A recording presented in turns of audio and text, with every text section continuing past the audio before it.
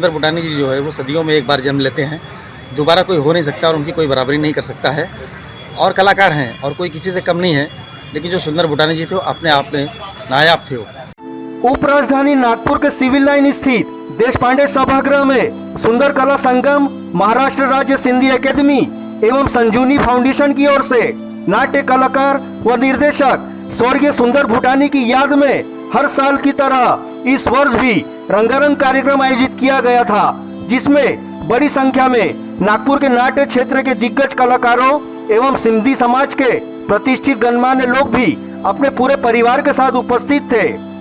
इस अवसर पर नागपुर के ही प्रसिद्ध फिल्म लेखक व निर्देशक कुंदन सोनटके ने हिंदुजाला न्यूज से बात करते हुए कहा कि स्वर्गीय सुंदर भूटानी अपने काम के दौरान समय के बेहद पाबंद थे, जिससे आज के युवाओं को उनसे प्रेरणा लेनी चाहिए। उस समय नाट्य क्षेत्र से हमारा भी लगाव था और हम लोग साथ में मिले और तब से हम लोग देख रहे कि उनका काम देखा, नज़दीक से काम देखा उनका, तो बहुत ही टाइम के पंक्चुअल थे और बड़े डिसिप्लिन वाले व्यक्ति थी वो, काम करने के लिए काम के माध्यम से और नाट्य क्षेत्र के लिए स्पेशल उनको डिसिप्लिन बड़ा पसंद था। टाइम टू टाइम कलाकारों को बुलाना, आना, खुद प्रैक्टिस पे पहले बिफोर टाइम लेके खड़े हो जाना, ये सारी बातें हमने उनसे सीखा हुआ है और वो आज भी याद है, दिमाग से वो नहीं निकल पाएगा। जो डिसिप्लिन है वो जो है उसको लेके हमको चलने का है। आगे भी यहाँ के कलाकारों ने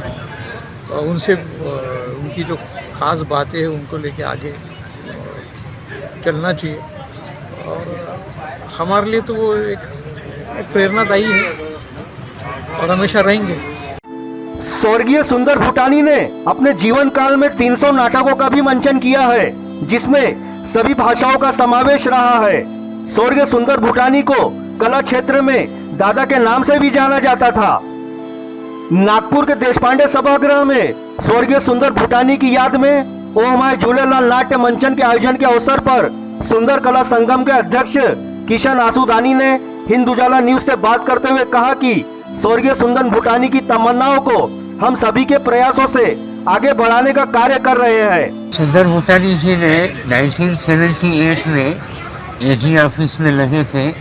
उसके बाद सिंधी, हिंदी, मराठी, गुजराती, इंग्लिश, करीबन मेरे ख्याल से मोर देन 300 ड्रामाज उन्होंने किए और यूएसए से उनको एक एलिट उपाधि भी दी गई थी, ड्रामा ऑफ द मैन, जो कि वहाँ अच्छे न्यूज़पेपर में आया था।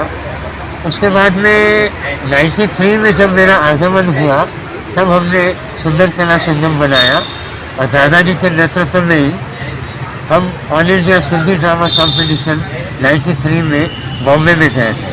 वहाँ हमारा प्ले नंबर 1 आया था। डायरेक्शन के लिए भी निर्माता को भी दिया गया। मैं किशन आसूदानी सुंदर कला संगम का अध्यक्ष हूँ। उस दिन दादा ने ये सोचा था कि सिंधी कलाकारों को जो एक मान्यता मिलती है, रिकॉग्नाइजेशन होती है, मानधन मिलता है, कहीं न कहीं गवर्नमेंट की तरफ से, सेंट्रलाइज हो या स्टेट हो, कि एक कलाकार को सम्मान नहीं मिलता। इस चक्कर में मैंने प्राइवेट स्पॉन्सर्स लेके नाट्य सौरभ अवार्ड चालू किया, जो कि दादा की तमन्ना थी।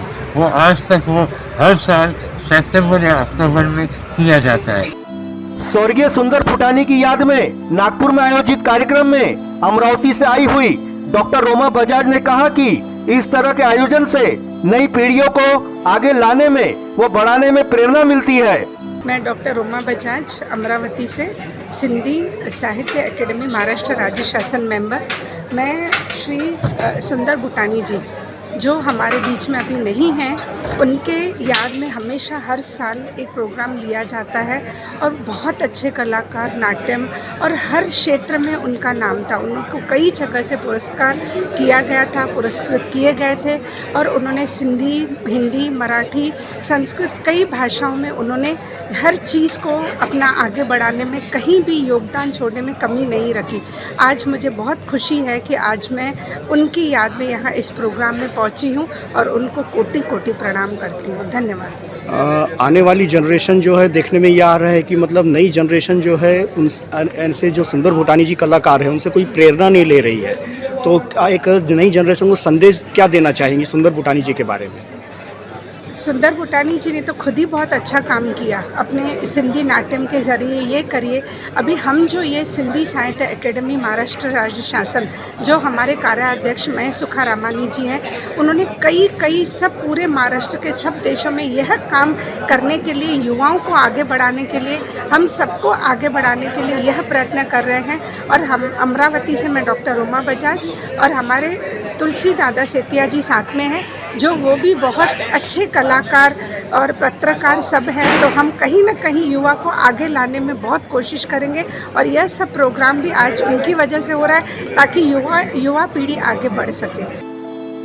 इस अवसर पर चिराग सांस्कृतिक संस्था के पदाधिकारी एवं नाट्य कलाकार संजय कुमार व राजेश सोमनानी ने भी स्वर्गीय सुंदर भूटानी का स्मरण करते हुए अपनी भावनाएं प्रदर्शित की।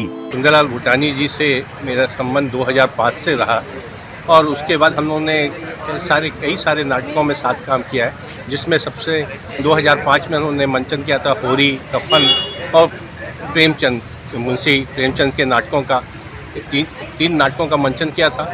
और इसमें हम लोग करीब लगातार 2-3 साल रिहर्सल में साथ काम किए हम लोगों ने। तो उनकी सबसे बड़ी थी कि वे नाट्य अभिनय के साथ साथ उसमें संगीत, मंच सज्जा, इस सब में बहुत ही निपुण थे और उसके बारे में हम लोगों को लगातार बताते रहते थे। और दूसरी चीज़ जो है कि जो नागपुर के कलाकारों में नहीं है वो समय की पाबंदी, वह उसमें बहुत ही कूट के भरी थी। वे समय के बहुत ही पाबंद थे। उसके बाद फिर हम लोगों ने उनके साथ हम लोगों ने उसके फिर और बहुत सारे नाटकों में काम किया, जैसे कोमल गांधार में उन्होंने, जबकि उनकी उस समय तबीयत बहुत ख़राब रहने लगी थी, फिर भी वो मुझे लगातार उसके संगीत के बारे में समझाते रहते थे, उसके अभिनय के बारे में समझाते रहते थे। यह नाटक हम लोगों ने महाराष्ट्र राज्य हिंदी नाट्य महोत्सव में प्रस्तुत किया था। तो इसमें भी वे अंत तक हमें उसके बारे में कुछ न कुछ जानकारियाँ देते रहते थे। और फिर हम 2005 से हम लोगों का संबंध ऐसा हो गया था कि पूरा एक घरेलू और आत्मीय संबंध हो गया था और उनके अंत काल तक हम लोग बहुत ही एक दूसरे के साथ हम लोग उनके घर में घरेलू संबंध के जैसा उसका पारिवारिक संबंध हम लोगों के साथ स्थापित था। सुंदर भूटानी जी से मेरी मुलाकात एक बार हुई थी विदर्भ हिंदी साहित्य सम्मेलन में, और मैं नहीं जानता था कि वो इतना मतलब इतने ज़्यादा नाटक और इसमें अंग्रेजी, हिंदी, मराठी और इसमें इतने विद्वान थे वो कि हमको पता ही नहीं था। हम तो सिर्फ कवि सम्मेलन के लिए जाते थे और वहाँ इनको देखते थे। तो ये राजेंद्र शुक्ला, संजीवनी चौधरी, ये लोग सब अलग उसी का नाटकों में उनके साथ काम किया है इन लोगों ने। हमने तो नहीं किया क्योंकि हम वहाँ कवि सम्मेलन के लिए जाते थे। और आज हम करीबन समझ लो अब 7-8 साल हो गए किशन आसूदानी जी के साथ में सुंदर कला संगम के माध्यम से हम उनकी याद में हर साल नाट्य सौरभ अवार्ड देते हैं और सिंधी ड्रामा या सिंधी कंपटीशन कोई ना कोई हम लोग करते रहते हैं साथ में। उनका इतना बड़ा रहा है उनका, इनके बारे में मैंने जब बायोडाटा उनका पढ़ा तो इतना वो है कि आप उसकी एक एक चीज़ को बयान करो, अभिनय, डायरेक्शन, ये उन्होंने पता नहीं कितने अवार्ड जीते हैं उसमें, बाहर के विदेश के भी अवार्ड हैं उसमें। तो उसके लिए जितने भी शब्द कहे जाएँ कम है। मैं तो इतना ही चाहूँगा, मैं अभी जितने साल हूँ और जितने साल रहूँगा सुंदर भूटानी जी की याद में किशन आसूदानी जितने कार्यक्रम करेंगे वो हर कार्यक्रम में मैं रहता तो हूँ, पर आगे भी इनको और अच्छे से करते जाएंगे और करते रहेंगे हम लोग। वहीं उप राजधानी नागपुर की प्रसिद्ध संस्था चिराग सांस्कृतिक संस्था के फाउंडर प्रेसिडेंट राजेंद्र शुक्ला ने स्वर्गीय सुंदर भूटानी के व्यक्तित्व का उल्लेख करते हुए कहा कि वे सभी विद्या में माहिर थे, चाहे वह संगीत हो, मंच सज्जा हो एवं कला क्षेत्र के सारे गुण उनमें मौजूद थे। चिराग संस्था के अध्यक्ष राजेंद्र शुक्ला ने कहा कि स्वर्गीय सुंदर भूटानी ने अपने जीवन काल में चाहे वह सर्विस के दौरान हो या नाट्य मंचन के दौरान उन्होंने सबसे प्रेम किया है और सबका सहयोग भी किया है। दादाजी बड़े ही लोकप्रिय आदमी थे और बड़े ही प्रेमी आदमी थे। जो भी उनको मिल जाता था उसको अपना बना लेते थे। हम लोगों के साथ उन्होंने 40 से 50 प्रोडक्शन किए, जिसमें निर्देशन किया, संगीत किया और प्रोडक्शन के हर विधा में माहिर थे वो, और सारे कलाकारों से बड़ा प्यार करते थे। बहुत सारे कलाकारों को प्रमोट किया, और आज हिंदुस्तान में चाहे रिक्शा वाला हो या पान वाला हो, जहाँ पे भी ऑल इंडिया ड्रामा कंपटीशन में जाते थे, सारे लोग भूटानी जी को बड़े दिल से याद करते थे। उन्हीं की याद में जो है, उन्हीं की अमर याद में हम यहाँ एकत्रित हुए हैं, उनको श्रद्धांजलि अर्पित करते हैं। नए कलाकारों को उनके प्रसंग के बारे में क्या संदेश देना चाहेंगे? बस यही है कि टाइम के बड़े पंक्चुअल थे वो, और नए कलाकारों को ये प्रसंग देना चाहूँगा मैं कि आप अपना टाइम पे काम करते रहो और कमिटमेंट के साथ काम करते रहो। चाहे वो लेखन हो, निर्देशन हो, अभिनय हो, किसी भी क्षेत्र में हो, लगातार काम करते रहिए आप। बहरहाल कला की कद्र तो जीते जी होती ही है, परंतु कलाकार के न रहने पर भी लोग उन्हें आज भी याद करते हैं। वही है नागपुर के नाट्य लेखक व निर्देशक स्वर्गीय सुंदर भूटानी। स्वर्गीय सुंदर भूटानी की याद में हर वर्ष मनाए जाने वाले कार्यक्रम में आज भी उनसे लगाव रखने वाले नाट्य क्षेत्र के कलाकारों एवं सिंधी समाज के गण्यमान्य लोगों का अपने परिवार के साथ उपस्थित होना भी यह दर्शाता है कि स्वर्गीय सुंदर भूटानी का अपने जीवन काल में कितना सुंदर व्यक्तित्व रहा होगा। कला क्षेत्र में अपने काम के दौरान वे समय के बेहद पाबंद थे, यह तो सभी कलाकार जानते हैं, मगर उन कलाकारों ने स्वर्गीय सुंदर भूटानी से समय का महत्व समझते हुए उससे प्रेरणा लेकर अपना कार्य करे, तो उन्हें यही सच्ची श्रद्धांजलि होगी। नागपुर से ग्राउंड रिपोर्ट कृष्णा यादव।